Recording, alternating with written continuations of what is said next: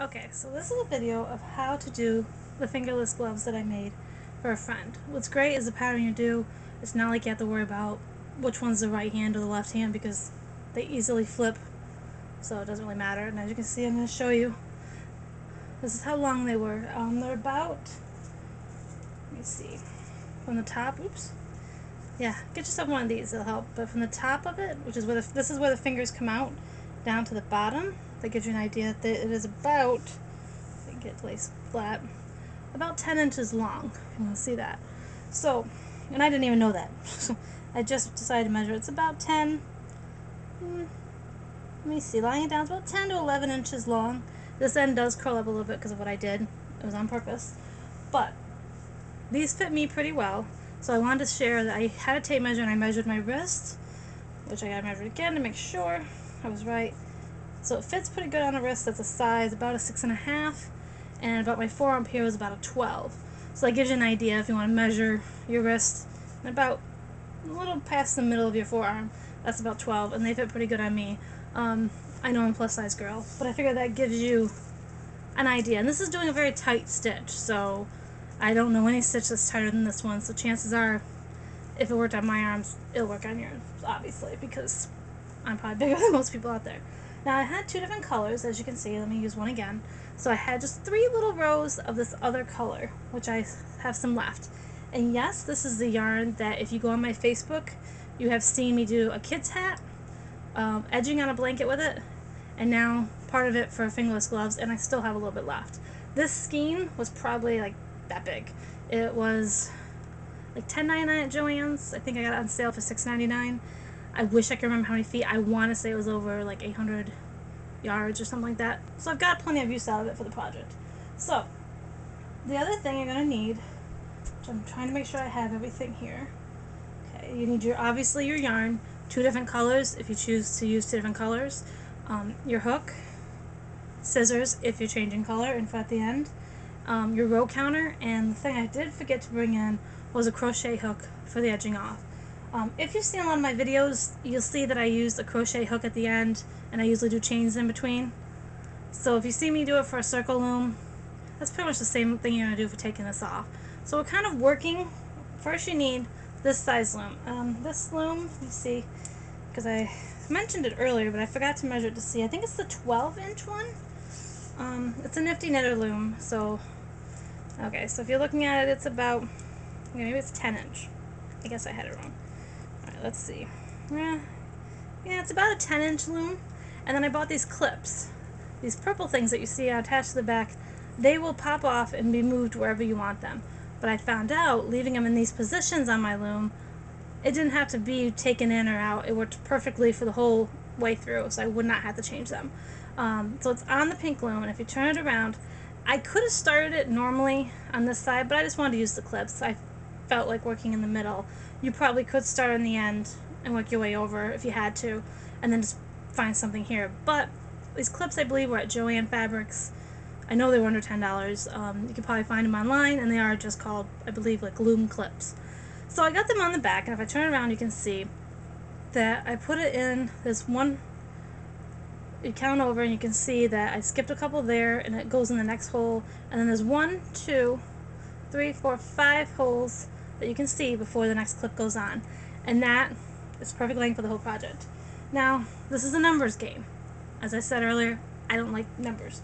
So that's why I need the row counter. This little thing I got from the dollar store. I do want to invest in a better one. It works, but it's so tiny that I'm afraid to lose it.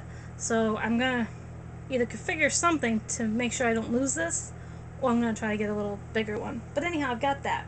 Now the first thing you're going to do, if you choose, is your alternating color. Like I did a little edge in a different color. You don't have to. Excuse me. So whatever yarn you're going to use, if you decide to keep the color throughout, then you're just going to end up doing a certain amount.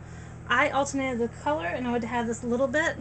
I did 3 rows of this color in the chunky knit, which means I did a 3/1 stitch on the loom.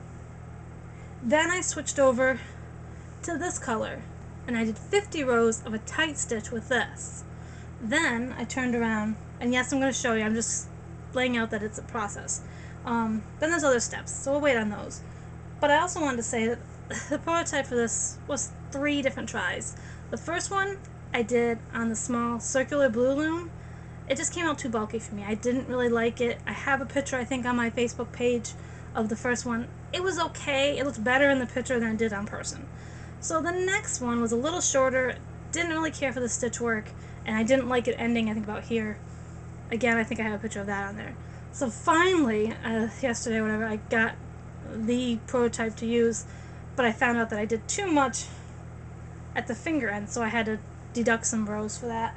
But that just goes to show you that sometimes you have to do a prototype. So when people ask me, well, how do you do this, like a kid hat versus to adult hat, I have to do a prototype. I have to see what I have to do. And that's when it's good to have, I call it the spare yarn. Maybe a yarn you quickly, picked up at a garage sale for like $1/4 or something. That's good practice yarn, especially if it's about the thickness as the yarn you're going to use. So like this yarn is I believe it's Vanna White, that my friend picked up at a garage sale or flea market, I think for like 99 cents or something. It's really soft, and it had about the same thickness as the yarn I was using to practice with. So that made it really good.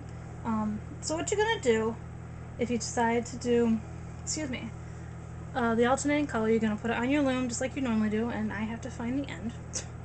Because, yeah, okay, there we go. So you're just going to do your slip knot, and you're going to do 3 rows of the chunky knit all the way around this loom. I tend to start it on one of the side pegs. I don't start it on the purple because later you're going to be moving a loop over to make this an open hole for the thumb to go through. So I tend to start it on one of the side pegs. So whichever way, left or right, that you tend to work. And again, just make it a little snug around there and grab all of it and then just wrap it around. Now what's tricky, and I have to explain and hold this closer, is these pegs are not really that tall. So we have to actually wrap it 4 times in order to do the 3/1. It's a little cramped in there, but it's doable, because what you're going to do, and I'll show you, is you wrap it. Oops. This is the first time, just a simple E-wrapped. You can do the knitting if you want. This is just the pattern I use. So I'm going around it, hitting my first time, and now I'm just wrapping it a second time, and I'll show you what I'm to. Oops, and I lost all my things. I hate when it does that. Okay.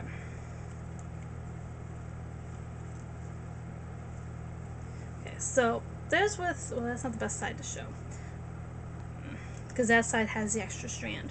Okay, but over here, as you can see, in about 2 seconds, I only have 2 strands on here, and it still takes up a lot of space, and I still have to do 2 more rows counts. But what you can start doing is just pushing down the yarn to as close to the bottom as you can without it being too tight, and again go around the 3rd time.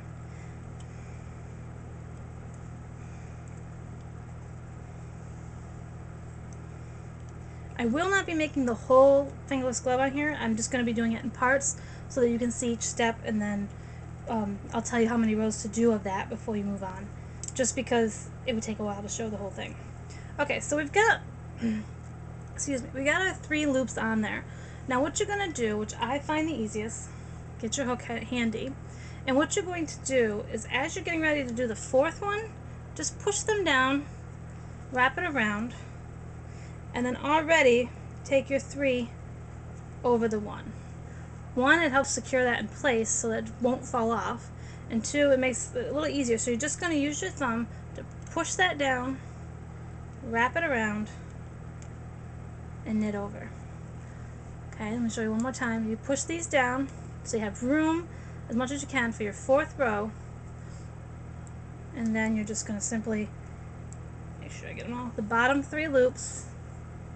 Oops, and I'm going to lose that. It's hard to show you guys sometimes what I'm doing, because if I need to hold something, it's better if I'm looking at it. But I have all 3 on there, as you can see, and I'm just going over the top. So you're left with just 1 on there. So you're going to go around and do this 3 times. So you have 3 rows of this chunky knit, if that's what you choose to do. I just like having a little bit of a different edge. So go ahead and do your 3 rows of this, and then I'll show you the changing of color and moving on to the next step.